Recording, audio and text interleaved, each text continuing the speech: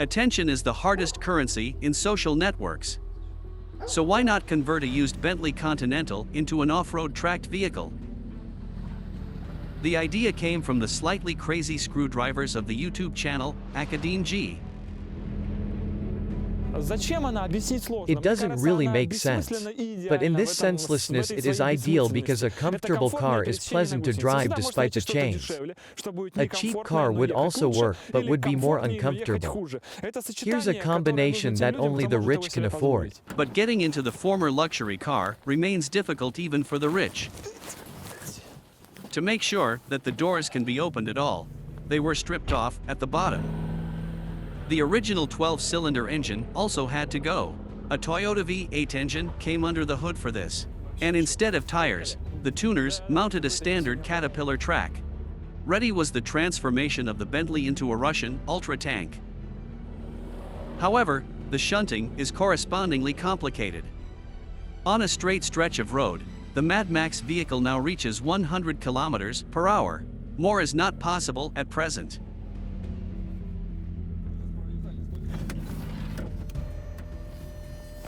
I don't know what it was like for you. I really enjoyed it, and that's what these test drives are for. The screwdrivers spent 9 months tinkering with the conversion. Pioneering spirit was and is still in demand. At some point the chain jumped out, but then it snapped back in by itself. However, it is unclear how the car will react if it lifts off the ground while driving. What happens then? After a short pit stop, the second test lap will start. The pride of the developer speaks from Konstantin Saruzkij. Let's go. We have left the interior in its original condition.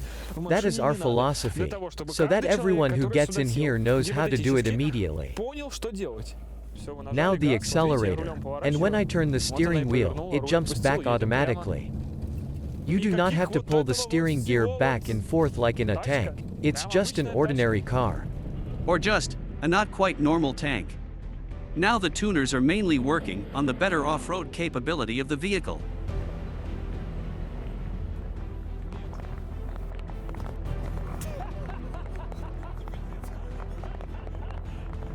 Apparently the Bentley still has some catching up to do.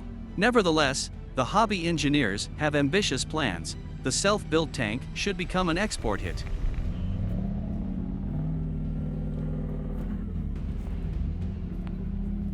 The sales platform is its own YouTube channel, with more than 4 million subscribers. On our channel people can get in touch by email. We have already talked with some interested parties about a possible purchase, prices and completion dates. They come from the USA, Canada and the Arab Emirates. An English car with a Japanese engine and Russian chains, sold to the Arab Emirates, a more extreme form of globalization is hardly imaginable, provided that the breakdown statistics of the Ultra-Tank remain in order. Let's move while the going's good. Does it look bad? No, everything's great. He'll still be driving. Apparently there's something wrong with the cooling system. Maybe she got some. There's liquid pouring out of it. The Bentley has had its day. It goes with the trailer back to the workshop. Before that, a few snapshots are taken for the virtual photo album. Shares and likes are the best PR. I'm turning it on and recording it now. Thanks. You're welcome. Thanks for following my blog. AcademeG and its supporters regularly post the videos online, and so it is today. I was never taught how to use this thing properly. The latest episode about the Panzer Bentley is almost finished. That's almost 15 minutes of footage. Thanks a lot and see you next time. The idea with the conversion is part of a larger strategy. My YouTube channel is an answer to the question, what happens if? So, what happens if we pair an SUV with a truck? Or install a fast engine in a military off-road vehicle? How do you prepare such a truck for such high speeds? How can you turn something ordinary into something quite extraordinary, which really nobody expects? One of the most clicked videos of the platform is called ZIL vs Porsche. The challenge was to really spruce up the old garbage truck from Soviet times. To achieve this, the tinkerers first removed the 150 horsepower engine and found a replacement in a fast car, a BMW X5 with 600 horsepower.